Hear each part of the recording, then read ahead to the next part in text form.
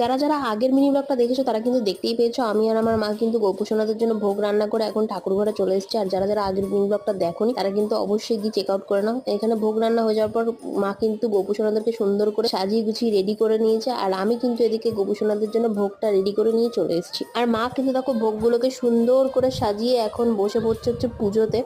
আর পুজোতে বসেই দেখো এই বইটা পড়ছিল। বর্ণমুনি নাম রাখে দেব চক্র প্রাণী, বনমালী নাম রাখে বনের হরিণী।